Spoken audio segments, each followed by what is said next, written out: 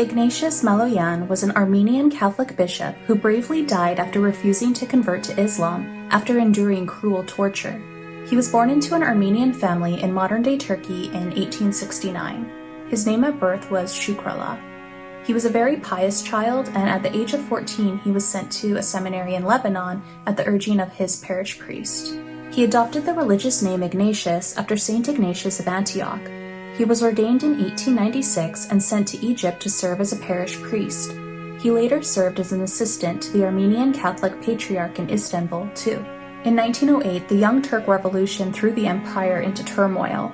At this time, the Armenian Catholic Church started experiencing conflict within as well.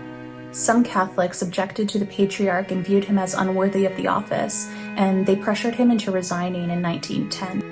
Pope Pius X appointed a successor, but the Ottoman government denied the Pope's authority to do so. They appointed their own patriarch, leading to factionalism and confusion within the Church. Around this time, Ignatius was made Archbishop of Mardin, a disorganized diocese. He arrived in his diocese right after a 1913 coup d'etat resulted in even more government upheaval. The outbreak of World War I the following year brought everything to a boiling point. The government started confiscating Christian property and goods, supposedly to use for the war effort, and violence against Christians also began to rise. This shocked the people of Mardin, where Catholics were among the most loyal people to the state. In Mardin, Catholics and Muslims had generally lived in friendly harmony. The period that would follow saw all of that change. Archbishop Maloyan's secretary said, "The truest friend and the dearest comrade became the worst and most distrustful enemy. The sheep became wolves and the doves became snakes." In 1915, rumors reached Mardin that the government was now seeking to exterminate all of the empire's Christians. Hoping to save the lives of his congregation, Archbishop Maloyan was extremely vocal about his diocese's loyalty to the state. For his support, Archbishop Maloyan was actually awarded a medal from the Sultan. He was also on good terms with the local administrator of Mardin named Hilmi Bey. This would not save him from the persecution that was to come. Mehmed Rashid, a medical doctor and the governor of the area, arrived in Mardin that year with a small private death squad. He began recruiting local volunteers as well. In May, he ordered Hilmi Bey to arrest Mardin's Christian leaders, but Hilmi Bey refused, saying, "I am not without conscience and cannot cooperate in the massacre of Ottoman subjects who are innocent and loyal to the government."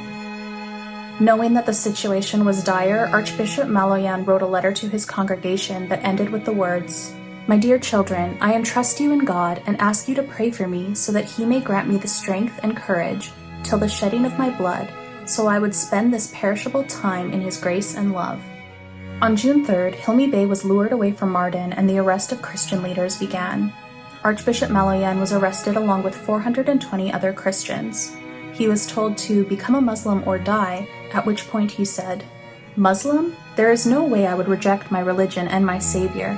I consider the shedding of my blood for my faith to be the sweetest thing to my heart, because I know for sure that if I get tortured for the love of the one who died for me, I would become one of the happiest, blessed people, and I will see my Lord and my God in heaven. You can only beat me and cut me into pieces, but I will never deny my religion." This enraged the people present, and they started to beat him. At every blow, he cried out to the Lord for strength. They ended the beating by ripping out his toenails. Hilmi Bey returned to Mardin and tried to have the prisoners freed, but it was useless. On June 10th, the prisoners were marched into the desert. Archbishop Maloyan was chained and barefoot, and he walked with a limp. On their march out of town, the Muslim townspeople yelled out insults and threw rocks at the Christians. When they got to their destination, they were once again offered their lives if they would convert to Islam. A few of the prisoners took this offer, but the majority refused. Archbishop Maloyan ordered the priests present to circulate among the prisoners and give them absolution, and then the executions began. Archbishop Maloyan was offered the chance to convert a third time, which exasperated him. He said, "It's strange that you ask me this again, although I told you before that I would live and die loyal to my faith and can only boast about my Lord's noble cross." This angered the executioner, who immediately pulled his revolver and shot the archbishop. The archbishop died, saying, "My God, have mercy on me. Into your hands I commend my spirit." Hilmi Bey informed the German ambassador of the massacre immediately, and the German Foreign Office issued a formal protest. Despite this, Mehmed Rashid, the governor, was not formally reprimanded. Ultimately, it's estimated that he orchestrated the deaths of 150,000 people. After the war, he was arrested, and at his trial, he was asked how, as a doctor, he could have overseen the death of so many people. He responded that the Armenians were a hazardous microbe in the body of the country, and as a doctor, it was his responsibility to get rid of these microbes. He was sent to prison but quickly escaped and ended his own life. Today, there's actually a street in the Turkish capital named after him. Today, Archbishop Maloyan is remembered for his extreme bravery and determination. He led his flock through a tumultuous time, but never lost his faith. He was beatified in 2001 and will be canonized on October 19, 2025. His feast day is June 11.